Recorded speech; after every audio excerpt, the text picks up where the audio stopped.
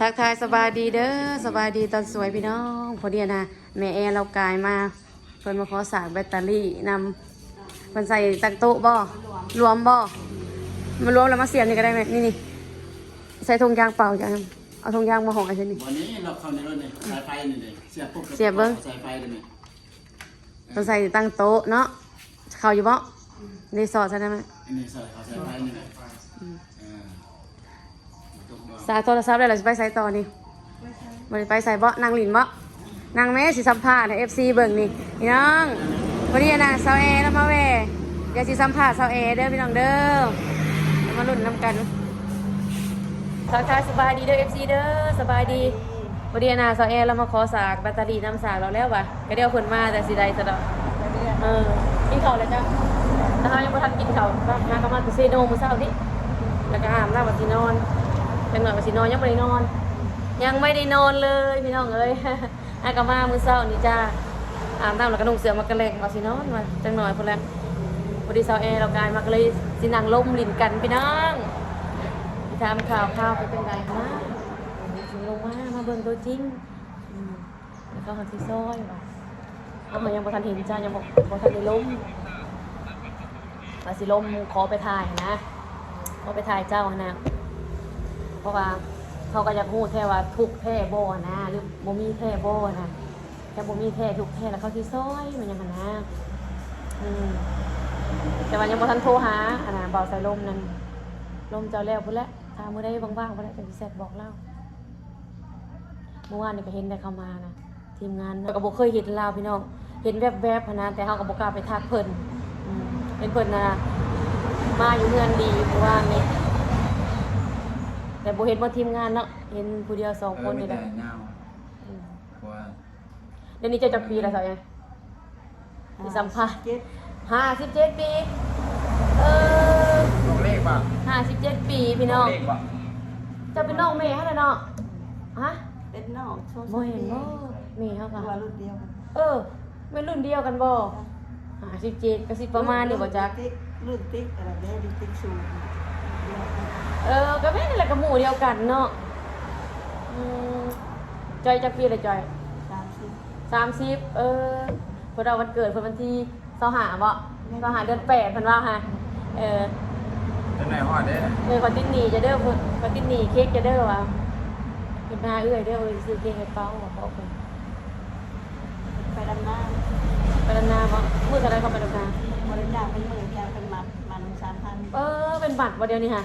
ป้าสั่งเขาสิปุ่มใส่เนาะหมัดหมัด 3,000พี่น้องโอ้มื้อนึงมันได้เงิน200,000ป้าย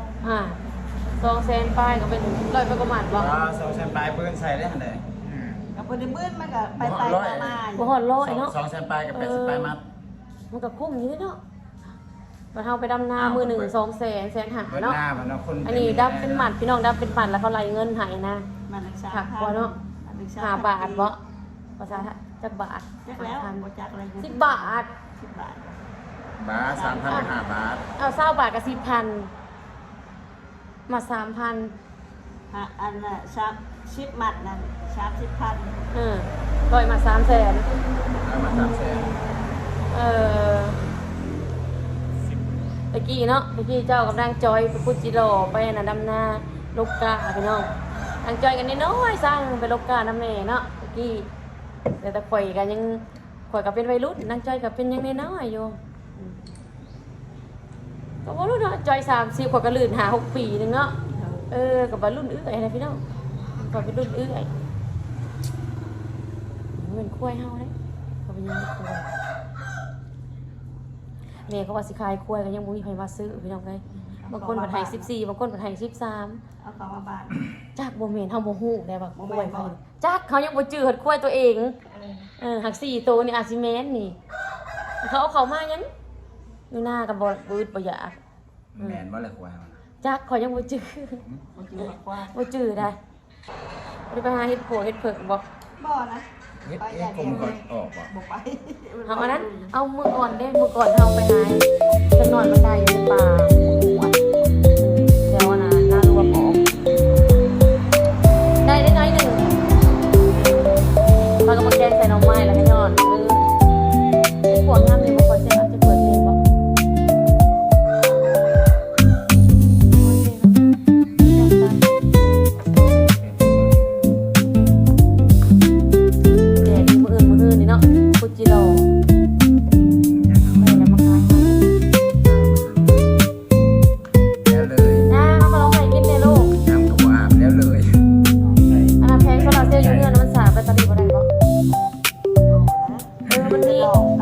บางรุ่นสากโทรศัพท์ได้เนาะแม่นบอก จะหลอกแผนติดกัน เออ บ่ได้ ดึงน้ำเมียนะสากโทรศัพท์พัดลมเนาะเออ แต่มันใหญ่แต่เขาก็มีอยู่แล้ว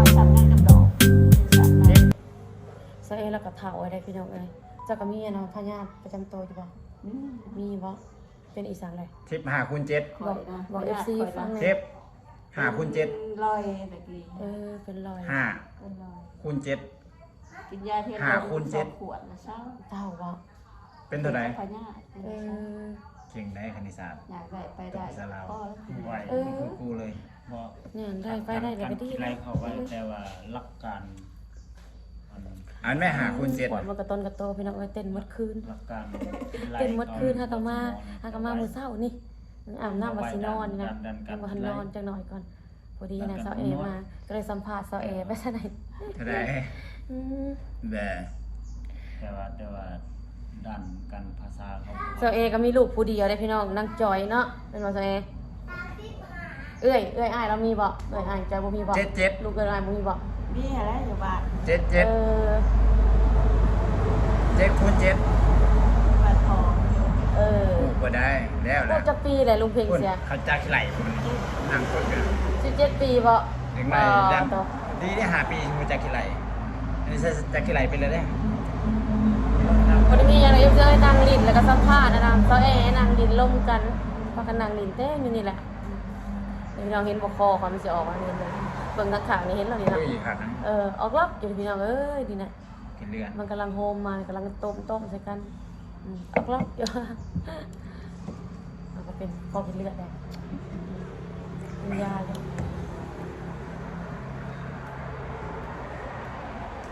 บริเห็นยังกับเป็นเนาะโอ้ยจะมันเป็นย้อนอีช่าง เป็นย้อน ความเกลียดสะสมบ่ความเกลียดสะสมเขาว่าเหตุหลักๆเป็นความเกลียดสะสม ทำไมไม่มินกินแน่ขนมอ่ะ มันเป็นอะไรความเกลียดสะสมก็เดี๋ยวเกลียดแล้วก็เศร้าแล้วก็ผ่านไปมันสะสมในใดบุ แซ่บบ่แซ่บน้ำไม่ไม่มินบอก อืม ต้นนั้นเป็นไฮมากินเสยลุงอยู่ไหน อาบน้ำเด้อ อาบน้ำเป็นเครื่อง ไปลงกินหน่อยกินหมดอาบน้ำไปลูกวะมันมาเปิดใกล้ๆคนนี้แหละเ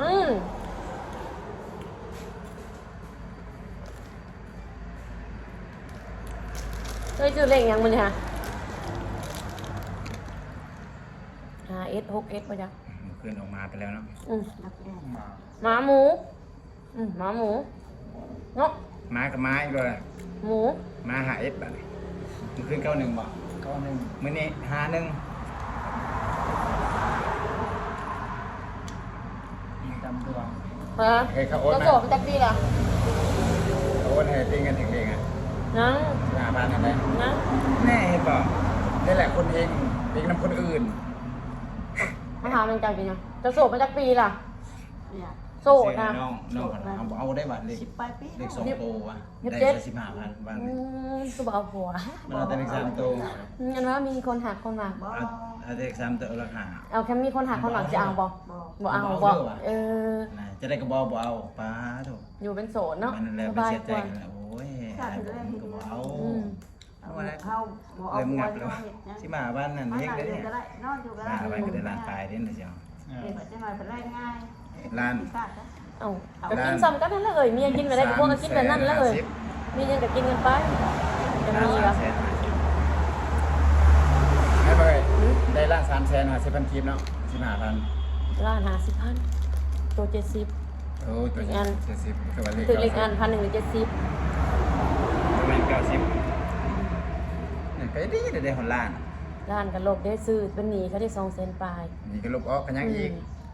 2 มื้อได้หา200,000ปลายนะซื้อเลขนะแค่บ่ถึงเมื่อคืนนี่ก็บ่ได้ลบซะ เกิดจะถึงงวดเลยใช่ไหมนี่ครับ โอ้ยมันบังเอิญจะซื้อนะ เกิดทุกงวดแล้ว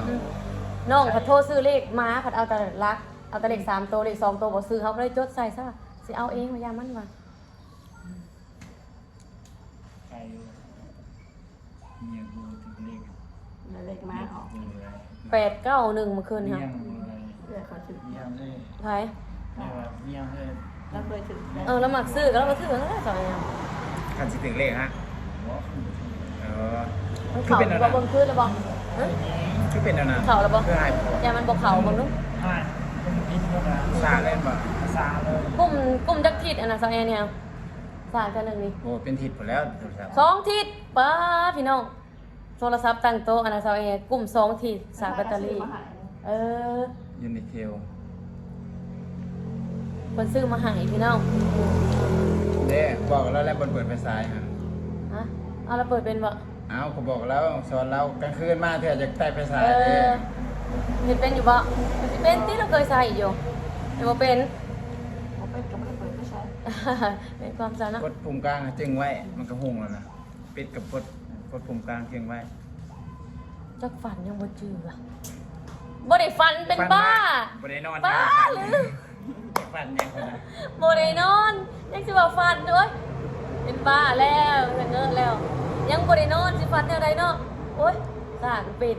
ไล่ไปนอนเมื่อคืนนึงยายแล้วเคยปะมันสิแจ้งเลย เอาว่าสิเสื้อเบิ่งจังหน่อย1 ตอน 4 โมงว่ะคืออยากลับๆว่ะไปเสื้อบ่ว่ะบัดย่างงงไปก็มาเอ้ยอย่าเลยว่ะ ก็เทิน กระเทินว่ะอดเอา จะสิแจ้งเลย แค่ในนอนน่ะมันนอนดน อืม แล้วพยาสบัดสินอนบัดเดียวม่วนอยู่มันหนักจังไดเนาะจังไดวะเป็นจังไดม่วนอยู่บัดกินเหล้ากินเบียร์บ่ได้บัดนี้บ้าจะเปิดดังเลยนางเอ้ยอย่างนี้นอดพี่โอ้ โอ้ลำโพง JBL บ่ได้อันไหน เอาโทรศัพท์มาก่อนบ่ เออ เออ บ่ดัง โทรศัพท์เข้าไปบ่ฮะเอามาส่งไปเด้อ ลำโพง JBL มันก็ดัง ทางออกมาถึงไอ้เตาแล้วคือเดี๋ยวมันไกลเนาะใกล้ๆนึงเนาะโค้งน้ำทิพย์จื้อเสยแม่ไปทางนี้แม่ไปทางนี้ข่อยจื้อแล้วลูกข่อยจื้อเสยเด้อ จับเอง ข่อยก็จื้ออยู่แต่สู้ลูกบ่ได้ยังลังเลเด้ไปทางใดวะ เจ้าคือบ่เจอแม่มินตัวตะเกียบมื้อนี้ ไปแกะเด้อเอาซิมเด้อเอาโอ้ยขนมนี่ ฟัง เต็ ลู ม ก จอ เอา เลย ไป หมดแล้วมันเนาะ มันบ่แซ่บขนม ก็เอาเหรอลูก ขนมเกลือปลาหอม เกือบเกือบปลา มันบ่แซ่บเลยจ้ะซื้อไปเกลือปลา วันนั้นกินพี่น้องขนมผิดน้อยคนบุกินเลยมาแกะถูกกันกินคลิปนี้กับบ่มีอย่างดอกพี่น้องเอ้ยมันน่ะพอดีเซาแอร์มากก็เลยนั่งลม ขนม ถาม เกลือปลา เรา หอม น้อยหนึ่งฝากกดไลค์กดแชร์กดคอมเมนต์ช่องมินิดี้นะพี่น้องเด้อขอบใจหลายๆที่เข้ามาติดตาม แล้วพบกันใหม่คลิปหน้าจ้าบ๊ายบาย อืม